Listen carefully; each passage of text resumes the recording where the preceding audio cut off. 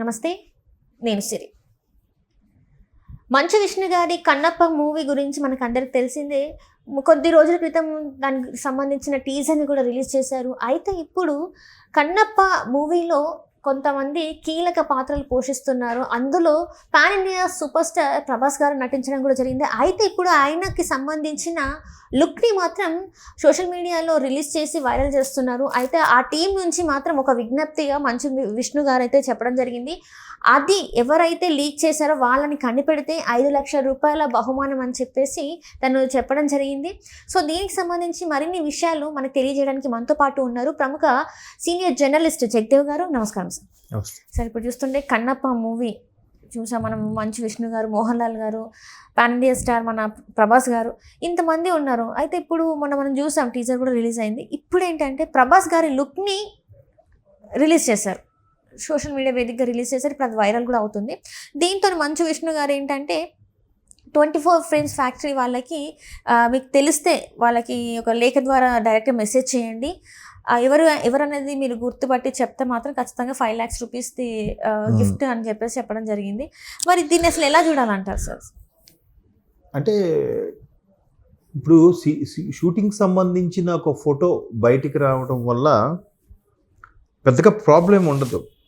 కాకపోతే వాళ్ళు భయాందోళనలు వ్యక్తం చేస్తున్నారు. ఎందుకంటే ఒక ఫోటోనే లీక్ చేశారా, లేదంటే కాన్సెప్టు ఇవి కూడా ఎక్కడికైనా బయటికి లీక్ అవుతాయా అనేది వాళ్ళ భయం అయి ఉండొచ్చు. ఎందుకంటే కొన్ని కోట్లు వెచ్చించి సుమారుగా ఒక 4-5 ఏళ్ళ నుంచి నడుస్తున్నట్టుంది ఈ టాపిక్.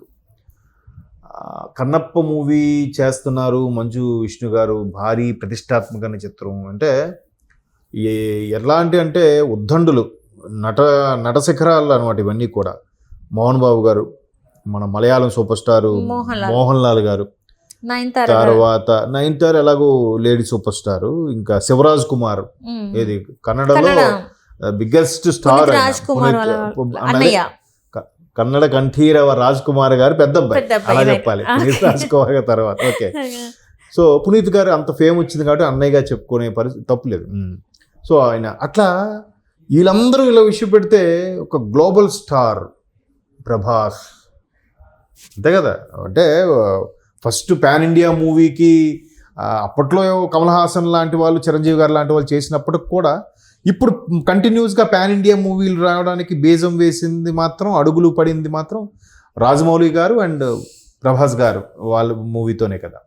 సో ప్రభాస్ గారు కూడా ఒక కీ రోల్ పోషిస్తున్నారు, శివుడుగా చేస్తున్నారంట. ఈయన కన్నప్పగా మంచు విష్ణు చేస్తున్నారు కాబట్టి శివుడుగా ప్రభాస్ అయితే బాగుంటుంది అనుకున్నాను. రకరకాల వార్తలు వచ్చాయి. ప్రభాస్ ఆల్మోస్ట్ ఆల్ కన్ఫర్మ్ అయింది అన్నట్టు కూడా కొన్ని వార్తలు వచ్చాయి. ఆ వార్తల్ని ఖండించలేరుగా. ఆ నోట ఈ నోట వచ్చిన వార్తలు మాత్రం ఖండించలేరు. ఇట్లా ఫోటోలు వచ్చినవి మాత్రం ఖండిస్తున్నారు. సో ఈ ఫోటో కూడా యూనిట్ సభ్యుల్లో ఎవడో ఒకడు లీక్ చేసి ఉంటాడు. ప్రొడక్షన్లో 24 క్రాఫ్ట్స్లో ఎవడో ఒకరు ఒక మొబైల్తో తీసిందో, లేదా ఏదైనా రకరకాల లీక్ చేశారా, లేదా ఎవడో పాపం సరదాగా ఫ్యాన్గా ప్రభాస్ ఫ్యాన్ అయ్యిండి దాచిపెట్టుకున్న దానికి ఆ రూమ్మేట్ ఇంకెవడో అరే ఇదేదో బాగున్నట్టుంది ఫోటో తీసి పెట్టుకొని లీక్ అయ్యి 1 by 1 ఒకటి తెలియకుండా ఒకటికి బయటకు వచ్చి మొత్తానికి సోషల్ మీడియాకి కింద అనేది తెలియదు. ఇదొక వెర్షన్. రెండో వెర్షన్లో సినిమా ప్రొడ్యూసర్స్ కానీ లేదా పబ్లిసిటీలో ఇదొక యాంగిల్ ఏమో అలా కూడా అనుకోవచ్చుగా. సినిమా పోస్టర్ని ఆ విధంగా ప్రభాస్ గారు లుక్ని రిలీజ్ చేసేవాడు ఎవడైతే చెప్తాడో వాడికి 5 లక్షలు బహుమానం ఇస్తామని చెప్పి చిత్ర బృందం ప్రకటించింది. సో ఇది ఒక రకమైన పబ్లిసిటీ కూడా అనుకోవచ్చు కదా. కాదేది పబ్లిసిటీకి అనర్హం. ఇవాళ రేపు డిఫరెంట్ యాంగిల్లో కూడా పబ్లిసిటీ చేస్తున్నారు. ఒక విధంగా మంచిదే. అయితే పోస్టర్ రిలీజ్ అయిపోయినంత మాత్రాన, బయటకు వచ్చేంత మాత్రాన నష్టం ఏమి లేదు. కానీ చెప్పలేం, ఇవాళ ఎవరిని నమ్మలేం. సొసైటీ హౌస్ఫుల్ విత్ లుచ్చాస్ అండ్ లఫంగాస్ అని ఎవరు పూరి జగన్నాథ్ గారు రాసుకున్నారు. ఒక పాట కూడా ఉంటుంది, జర్నలిజం అనే పాట సినిమాలో. సో ఆ విధంగా పూరి జగన్నాథ్ గారు చెప్పిన డైలాగ్ ప్రకారం చూస్తే యూనిట్ సభ్యుల్లో ఎవడో ఒకటి కకృతి పడవచ్చు, ఎవడో ఒకటి ఏదో చేయొచ్చు, లేదా ఈ విధంగా అయినా పబ్లిసిటీకి ఎప్పటి నుంచో నానుతుంది కాబట్టి అసలు ఏంటి సినిమా నడుస్తుందా లేదా, అసలు సినిమా అనేది రిలీజ్ అవుతుందా అవ్వదా, 2024 కూడా అయిపోవస్తుంది, 25కైనా రిలీజ్ చేస్తారా లేదా అనే డౌట్స్ మీద కూడా ఉండొచ్చు. ఇప్పుడు అత్తారింటికి దారేది సినిమా ఉంది, కంప్లీట్ సినిమా అంతా రిలీజ్ అవ్వకముందు వచ్చేసిందిగా నెట్లోకి. ఎంత ప్రొడ్యూసర్ ఎంత బాధపడిపోయి ఉంటాడు, ఎంత తపన పడిపోయి ఉంటాడు. అయితే అది one and only credit goes to Pawan Kalyan garu అనాలా లేదంటే ఆ ప్రేక్షకులు అనాలో తెలియదు కానీ అలా రిలీజ్ అయిపోయిన సినిమా కూడా మరలా తండోపతండాలుగా థియేటర్స్కి వెళ్ళి చూశారు, సినిమా బ్లాక్ బాస్టర్ చేశారు. అది పవన్ కళ్యాణ్ గారి రేంజ్. అది పక్కన పెట్టండి.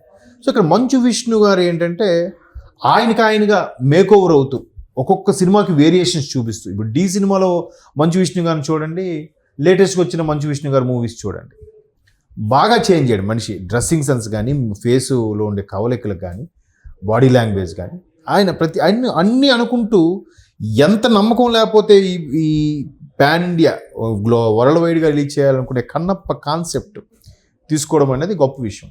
అయితే భక్త కన్నప్ప అనేది పాత సినిమా ఒకటి ఉంది, గోపికృష్ణ మూవీస్, మన కృష్ణరాజు గారు వాళ్ళదే మూవీ అనుకుంటా. సో దాంట్లో కృష్ణరాజు గారే కన్నప్పగా యాక్ట్ చేశారు. అప్పట్లో అది సూపర్ హిట్ సినిమా. సో అంటే ప్రభాస్ గారికి యంగ్ రెబల్ స్టార్ అయిన ప్రభాస్ గారికి పెదనాన్నైన కృష్ణరాజు గారి సినిమాలో చాలా ఇష్టమైన సినిమాలు ఏంటంటే భక్త కన్నప్ప ఒకటి ఉంది, ఇంకో ఏదో చెప్పారు ఆయన లాస్ట్లో క్లైమాక్స్లో చచ్చిపోతారు, జీవన జ్యోతి అట్లా ఏదో వస్తుంది సంథింగ్ ఆ సినిమా పేరు. సో ఆ రెండు సినిమాలంటే బాగా ఇష్టం అంట ఆయనకి, ప్రభాస్ గారికి. అందులో కృష్ణరాజు గారి యాక్షన్ అన్న చాలా ఇష్టం అంట. సో ఎప్పుడైనా మీరు ట్రై చేస్తారంటే పెదనాన్న గారి సినిమా చేసి ఆయన విలువ తగ్గించలేను నేను చేయలేను అన్నట్టు కూడా చాలా సందర్భాలు చెప్పారు. ఎప్పుడైనా చేస్తే కన్నప్ప చేయాలని ఒక ఆలోచన ఉంది అన్నాడు కదా ఆయన ఒకసారి ఏదో ఇంటర్వ్యూలో. బట్ ఇప్పుడు కన్నప్ప ఈయన రూపుదిద్దుకుంటుంది కాబట్టి మేబీ కృష్ణరాజు గారి మూవీ భక్త కన్నప్పలో ప్రకారం నేను ఇందులో కూడా ఈ కన్నప్పలో పార్ట్ అయితే బాగుంటుంది అనే అభిప్రాయం కూడా ఉండొచ్చు. ఎందుకంటే కృష్ణరాజు గారు గోపికృష్ణ మూవీస్ అని అంటే దాంట్లో ప్రొడ్యూసర్ అంతా కూడా మన ప్రభాస్ గారి తండ్రి గారి పేరే ఉంటుంది, సూర్యనారాయణ రాజు గారి పేరు ఉంటుంది. సో అలాగా ప్రభాస్ పైగా అందరికీ డార్లింగే కాబట్టి మంచు విష్ణు గారు కూడా చాలా కేర్ఫుల్గా చాలా ఎన్నో రకాల ఇవి చేసుకొని ఆయన చేస్తున్నాడు. ప్రయత్నం అనేది చెప్పలేము. ఇవాళ రేపు హీరో ఇమేజా లేకపోతే కథాబలము టేకింగ్ ఉంటే హీరో ఇమేజ్ వాటితో సంబంధం లేకుండా కూడా జనాలు ఆదరిస్తున్నారు. ఈ బయటకు వచ్చే ట్రోల్స్ వీళ్ళకి ఎందుకు ఆయన మీద కూడా చాలా ట్రోల్స్ వచ్చాయి, వీళ్ళకి ఎందుకంత భారీ బడ్జెట్ సినిమా ఇవన్నీ అవసరమా అన్నట్టు కూడా కొంతమంది ట్రోల్స్ చేశారు.